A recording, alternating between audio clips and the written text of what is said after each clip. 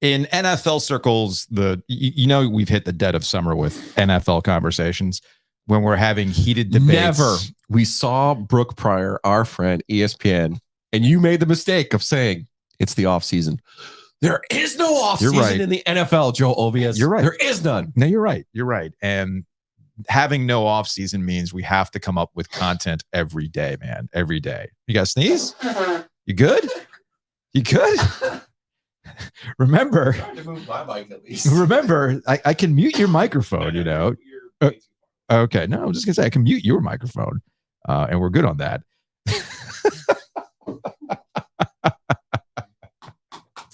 You mean moving this mic to do? I'm still picking it up on yours. It still gets picked up on mine, so that means we have good mics. We do have good mics. I researched these mics, and this is also the beauty of live to tape. So we'll just keep all that stuff in there. Perfect. So right now this week, because there's an impending announcement as to who is going to be the subject of HBO's Hard Knocks. They really haven't settled this? They haven't settled it yet. And there was one report, I think it was Mike Florio at ProFootballTalk.com, saying that the Jets are the ones who are preparing for the Hard Knocks treatment. Okay. I did see that there are certain rules, first year coach, first year quarterback or something else. Like there's... So you don't have to, but the league basically said we will choose one for you if nobody volunteers or nobody accepts. We're just going to go ahead and put it on somebody. And I find it strange that there's this pushback for Hard Knocks when every team has their own version of Hard Knocks. Yeah. Now, if you want to say that Hard Knocks is tired, that they do the same tropes every single season, cool. I'm totally here for that.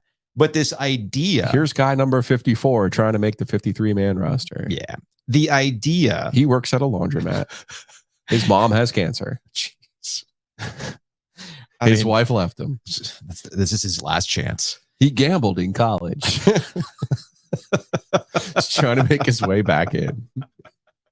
So, as Gilio so wonderfully set up, we all know the tropes. Right. Okay? We all know the tropes. And... there's this pushback that I've heard in listening to NFL people that, oh, well, you have cameras everywhere. It's intrusive. Can't get your real work done in the offseason. And I'm thinking to myself, okay, so explain why your own teams are putting your own business on Front Street every day. I know that this point is not a new point, but we have ways to make the point with examples. Yeah. Okay. I'm pretty sure that Pat McAfee, when Hard Knocks came up a couple weeks ago, when there was speculation as to who it was going to be, made a very valid point that I agree with and I've made before, that social media has killed Hard Knocks. Yes. And shows. Yeah, it used to be the only peek behind the curtain. Exactly. Yeah. And people are acting as though what's happening on Netflix with the F1 Drive to Survive or the golf full swing as well, the NFL has to keep doing that. And I'm thinking to myself, are y'all not paying attention to your own sport? They do this every day on 32 social media accounts.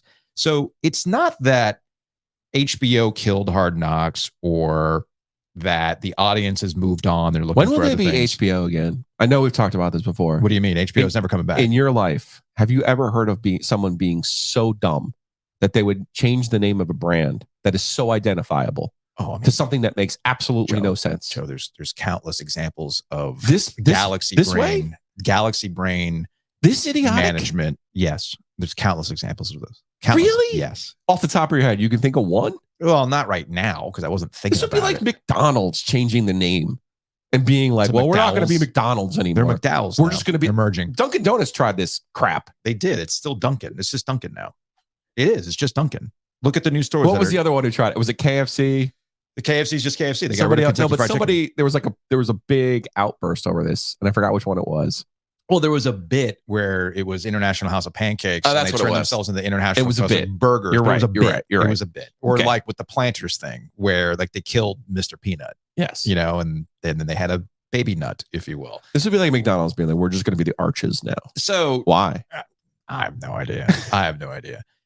So we're the place that sells French fries. Ultimately, well, they kind of are.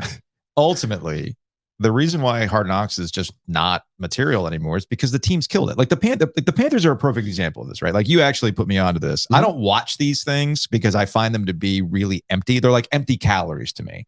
They're only showing you what they want to show you. They're not really giving you any sort of real insight. Okay. The only time I ever was like surprised that they showed something behind the scenes was the Wolfpack 1 show. Shout out to Taylor. It was a loss, and Dorn was like straight up beat up about it, and they showed like a low point. And I was surprised by that. But most of the time when I see these things, they're only really giving you really sanitized versions of what's going on behind the scenes. I mean, it's as simple as that to me. And that's I think they have what killed Hard Knocks. No, but I think they've evolved. Okay. Particularly with the NC State one, because remember when they beat Clemson at home, he said, we're the best fucking team in the ACC. Yeah. And I was like, you know what? That's pretty good. He would never say that in a press conference. No, he never would. And they did. I mean, obviously they beeped it, but it was real, you know? And I think this Panthers thing that I watched, even episode 1, it was on the vanilla side. Sure. But I did enjoy the Dom Capers reunion with Frank Reich. And to be perfectly honest with you, like when they were like, oh, Dom Capers, like I thought it was like ceremonial. Like I didn't realize like he's actually in there. Yeah. Like he's going to help Frank Reich, which I've always said that. I said this to, and Tom O'Brien actually did this, but like a lot of people when they're coaches, they act like, oh man, all I care about is the players. All I care about is being in the locker room. All I care about is football, right? Well, if you care about football that much, right, and you just got fired by somebody, go coach the high school team. Go work with the high school team. Yeah. Go help somebody that you know, and maybe that person can turn into something. Sure. And Tom O'Brien did that in Charleston. And Dom Capers, obviously, this is the NFL. He's not going to help a high school team, but he's going to help somebody who played for him. And I get it. Frank Reich's in his 60s now. This is not like some 30-year-old coach trying to find his way. But I do think, and this one hit me because I like this one. I like this a lot. That there's this symbiosis there where, you know, I forgot that Reich started the first game. And it turns out that it was the same trip. We're going to make the same trip to Atlanta. It's going to be the first game. Funny how the computer spit that out. I know. But again, these are things maybe that you wouldn't get in a press conference. That's the viewpoint that I take it from these teams. They do show more, I think, than they would have 5 or 10 years ago. For instance, here's Frank Reich. This is a teaser that they had put out for their blueprint show. They're calling it the blueprint. And this is Frank Reich talking about what they're looking for in a quarterback with the number 1 pick. When I was coaching Peyton Manning and watching how he operated as a kind of personal coaching exercise, I was just like, well, what makes this guy special? And so I came up with this 5 traits are great. This is what I got from watching Peyton Manning.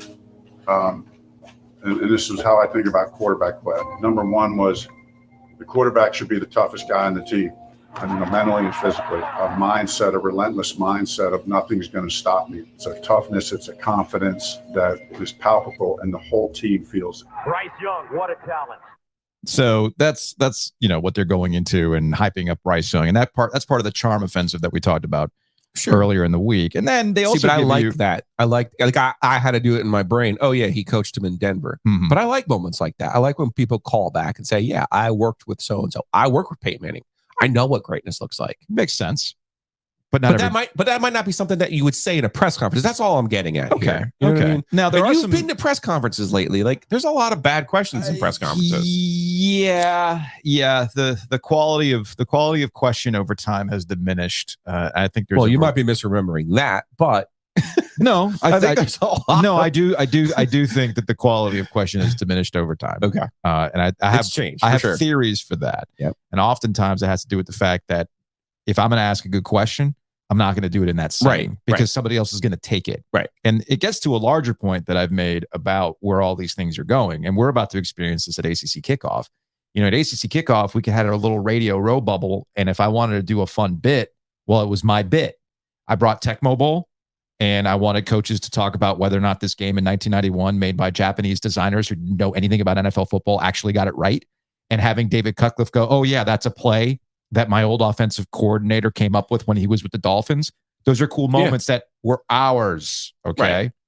But the school social medias now go around and they basically cherry pick all the best stuff. Or like, here's X and X's day at kickoff, and they're taking your stuff, and the fans are already inclined to watch their stuff more so than they're going to watch your stuff because, well, like it's funny.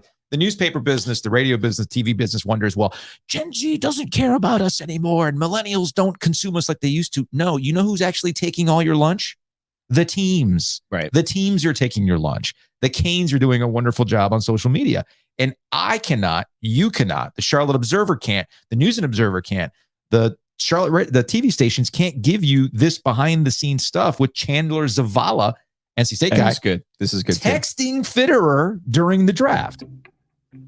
I'm sitting there and I get a text from a number. I look down and it's Chandler. Zavala just sent me a text. No, he didn't. What did he say? Doesn't happen often. I think it's happened maybe once before. And he said something, hey, just want you to know I really want to be a Panther. Don't forget about me. I want to come there. Hey, Dan, how many people you think, this is a serious question, how many people you think saw Zavala? Look at this. He just sent me a text. He would love to wear these colors and play next to Icky. And so I didn't want to reach out to him because then if teams call him or his agent finds out, then they'll start spreading it. Hey, listen, the Panthers are on him. They really like him. Listen, how many people saw this kid? Because he wasn't at the combine. How many visits did he How go many on? visits did he go on? We had him here it wasn't a 30 visited, but it was like a visit. Would he know this? He could visit here. I'm trying to figure out what should I respond to him. So I don't want him telling other teams we're on him. Say what? I'm just say appreciate the text. I don't want the kid talking to other teams.